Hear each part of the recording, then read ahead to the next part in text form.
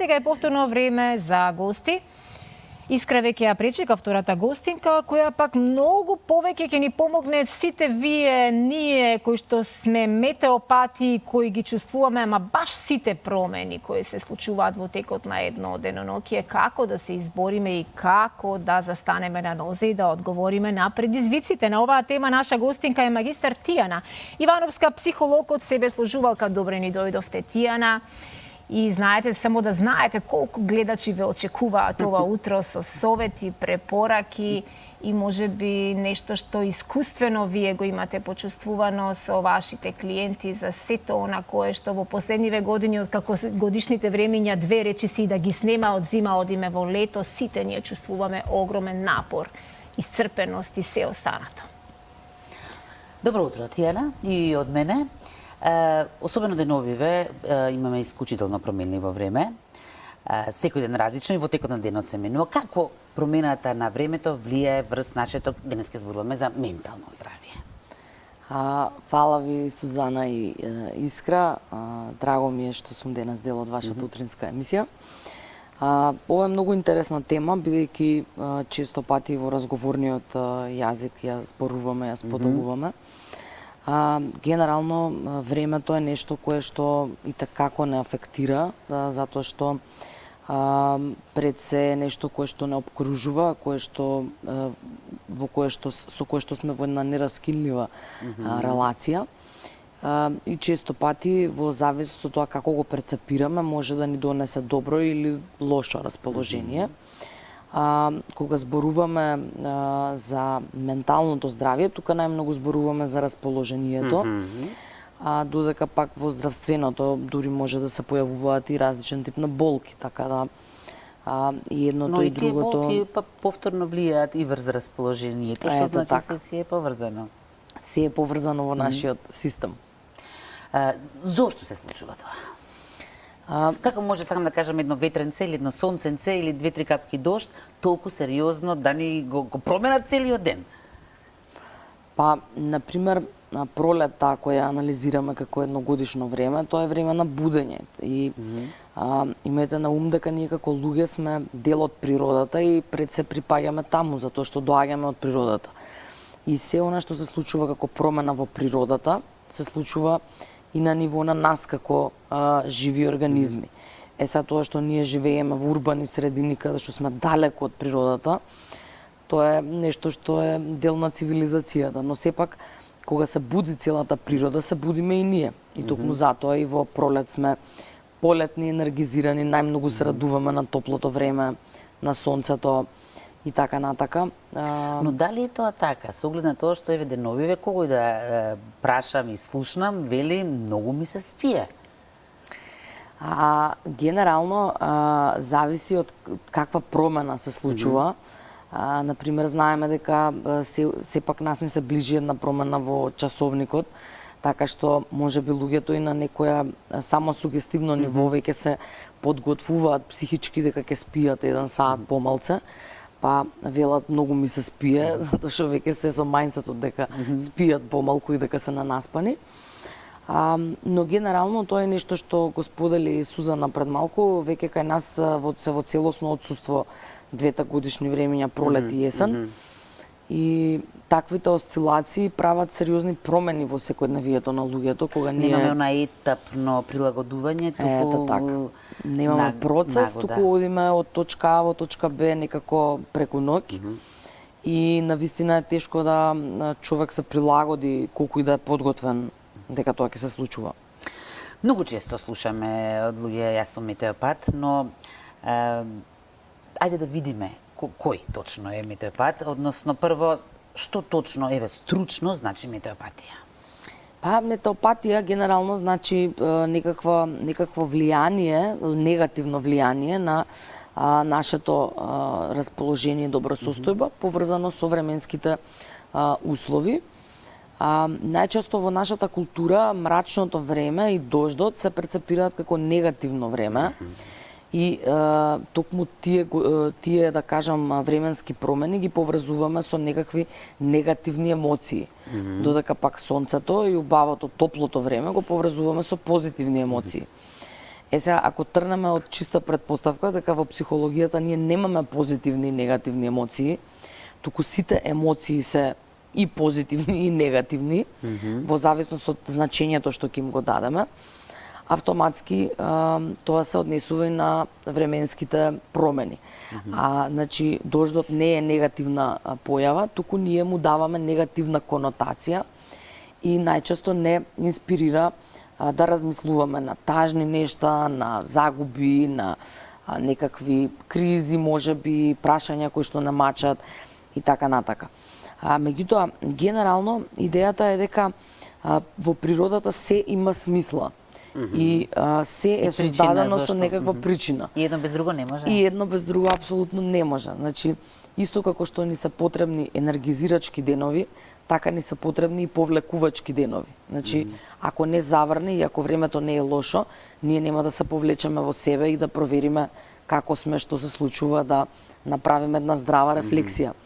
Исто така, да кажеме во наводници, лошото време може да, доколку го ставиме во функција, да биде и креативно, инспиративно, да не инспирира, да не натера да размислуваме на некои идеи, да фантазираме и така натака. Се со цел да се извадиме од оној турборежим на кој што функционираме кога времето е убаво, нели гледаме да направиме 100 работи во денот, и да застанеме на едно место на мир и стабилизација и еден граундинг. Што значи, ако добро те разбирам, не е толку фактор одлучувачки за нашето расположение самото време, туку начинот на кој што ние го нашиот став кон времето. Апсолутно. Кои се симптомите? Колку што јас прочитав, тоа е една толку широка палета: умор, замор, раздразливост, несоница. Што се чувствува како влијанието на времето, односно нашиот став кон времето? Па, генерално, сега многу зависи и пак многу е важно да напоменам дека не можеме така резко да ги исклучиме здравствените од телесните од психолошките симптоми, затоа што, например, вие кога имате главоболка, нормално дека ќе бидете раздразливи.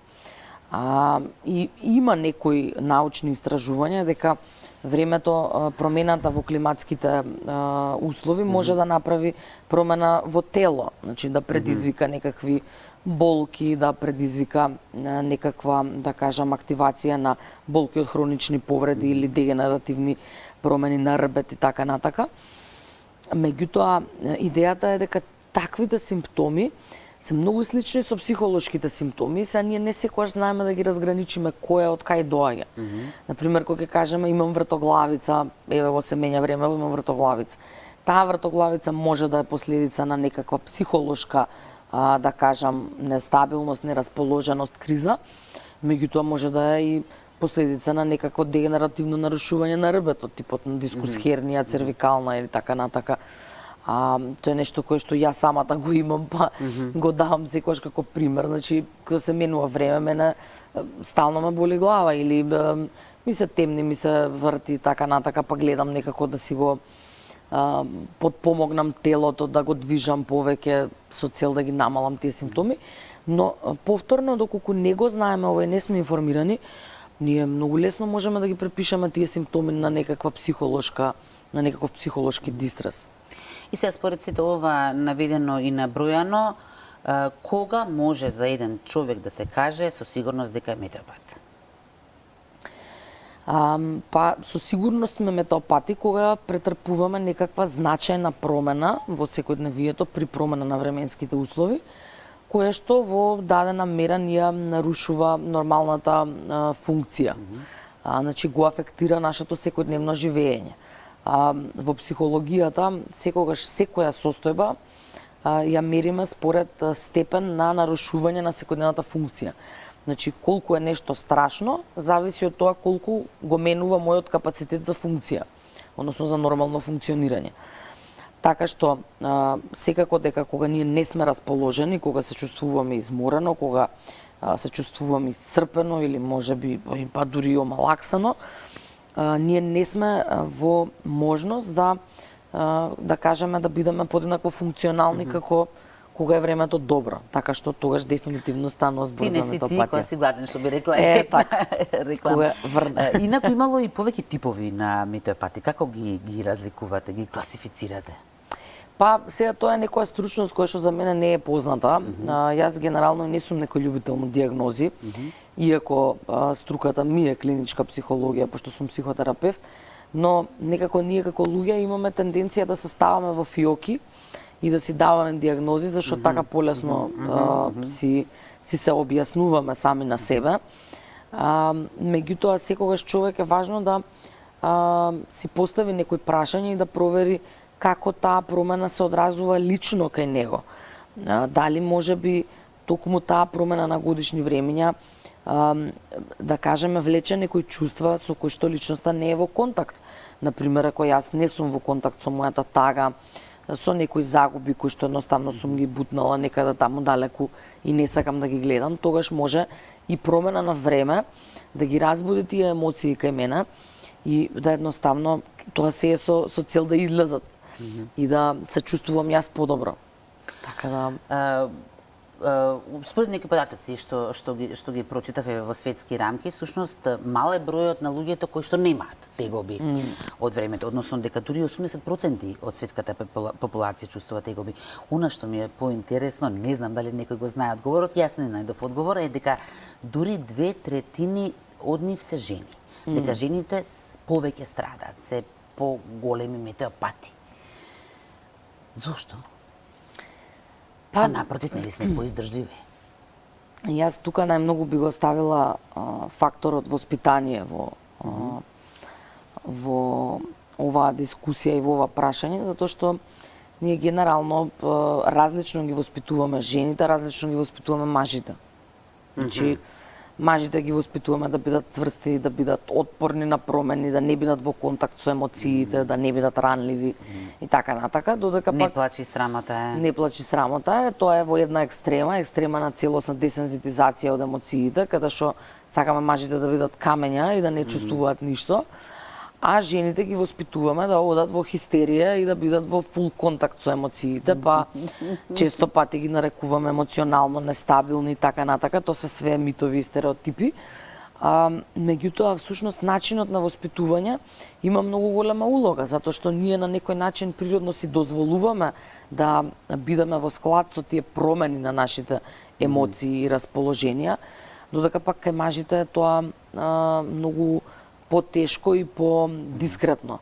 И токму заради тоа и во последните истражувања на светско ниво веќе се забележува евидентно многу голема разлика во степенот, например, на кардиоваскуларни заболувања и проблеми со кардиоваскуларниот систем кај мажите наспрема жените. Тоа веќе не е и некоја, да кажам, не е нешто кој што не е дел од науката, едноставно емоционалниот притисок ствара притисок во нашето тело, кој што потоа кога е хроничен, ствара хронични заболувања.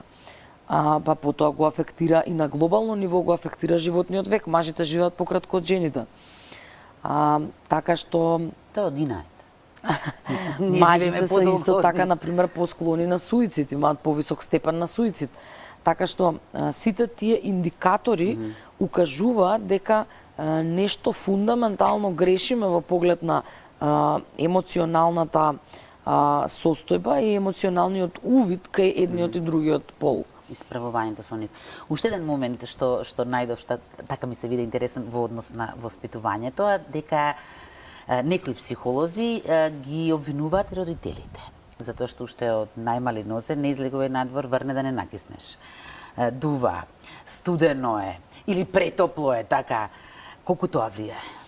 Па мислам дека многу влијае, затоа што начинот на кој што сме ние воспитувани ни ја гради сликата за светот, генерално.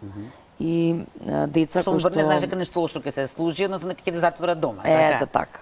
Ти си ускратува детската игра. Ете така. Значи, ние генерално светот првенствено го учиме, идејата и сликата за светот првенствено ја учиме од нашите родители. Пошто они се они прв круг на социализација и они се првите луѓе што ги гледаме околу себе. Така да често пати ние тоа сме го зборувале и не само за временската прогноза, туку и за се генерално, доколку многу му викате на детето пази, ќе се лизнеш, ќе се удриш, ќе ти падне нешто ќе те удри и така натака.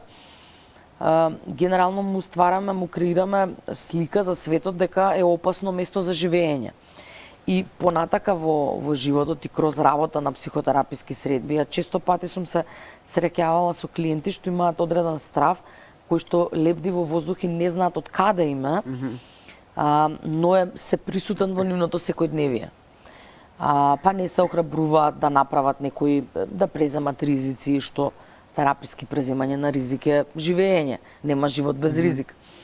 Така што истото е и со оваа тема, значи доколку ние го представуваме ја представуваме промената во климата како нешто катастрофично, тогаш и нашите деца ќе учат да не уживаат во дождот, да не уживаат во снегот, да не уживаат во смраченото време, кое што, например, па не инспирира да повеќе одмараме, да се релаксираме, да можеби поспиеме малку повеќе.